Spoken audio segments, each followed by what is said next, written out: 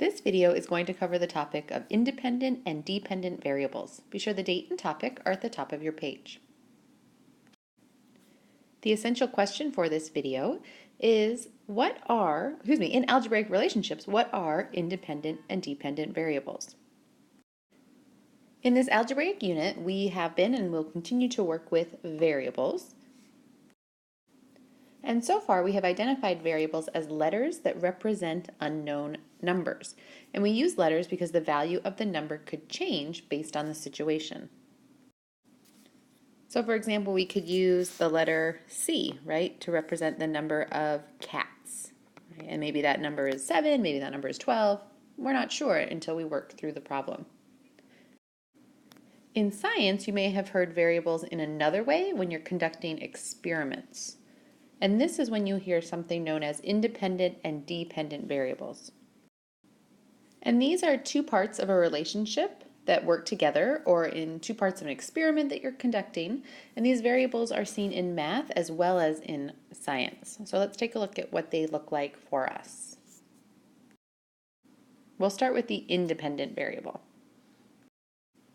The independent variable is the part of the experiment or the mathematical relationship that's being kind of controlled, kept track of, or measured. And in math, we often use the variable x for our independent variable. The dependent variable, on the other hand, is the part of the experiment that depends on the independent variable, and we often use y for this. And this is kind of like the outcome of something, right? The result, the outcome of the relationship. And you can hear the difference in the name, right? The dependent variable depends on the other piece, right? It is the result of, it's based on whatever happened to your independent variable. So let's look at a situation or two. So let's say there's a system in place at your house where you can earn $3 for every chore that you choose to do. And you can decide how many chores you do, or maybe sometimes you're asked to do the chores, but you get $3 for each chore that you complete. So there's two pieces to this relationship, right? There's the number of chores that you do and the money that you will earn. Now, you can decide, or your family can decide, how many chores it is that you do, right? That is the independent variable. And in math, we would use the letter x.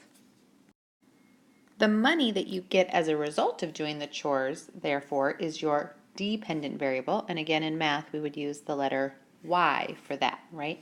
The money you earn depends on how many chores you do. The more chores you do, the more money you earn. Here's another situation, right? Cookies, a box of cookies at the store, will say costs $4. So there are two things, again, that are in a relationship here. There's the number of boxes of cookies that you could buy, and the cost or the price that you have to pay for those cookies.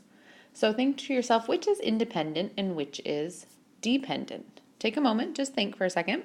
Pause the video if you need to and write down which one is independent and which one is dependent.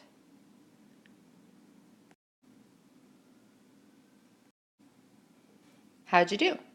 Did you realize that the number of boxes of cookies that you buy would be independent? You can kind of decide that number could change. You could buy 5, you could buy 1, right? That's your independent value. So that's my x.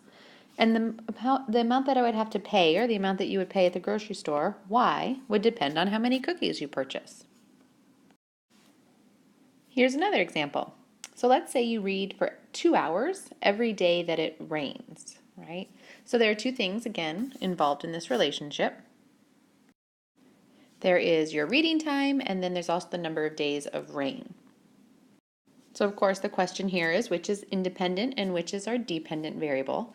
And this one seems a little different because we're not controlling the rain. Like we can control how many boxes of cookies we buy, someone's controlling how many chores we do, but we can't really control the rain. However, that is still our independent variable. And that's because the reading time is contingent upon or depends on the weather. So how much we read depends on how much rain we see. So sometimes we don't actually control the independent variable, but it is still the basis of the second part of the relationship, so it's still the independent portion. We'll try one last example that I want you to do and then bring with you to class. So in this relationship, we have when the temperature gets colder, the number of hot chocolates sold at a coffee shop or wherever it might be increases. So think to yourself, what are two pieces of the relationship? And you'll go ahead and write those down, right? So whatever our two things are, right there. Right? And then you're going to decide which is independent and which is dependent. And you're going to fill those in so that we can look those over together in class, right? So what are our two pieces of the relationship, and which one is independent and which one depends on the other.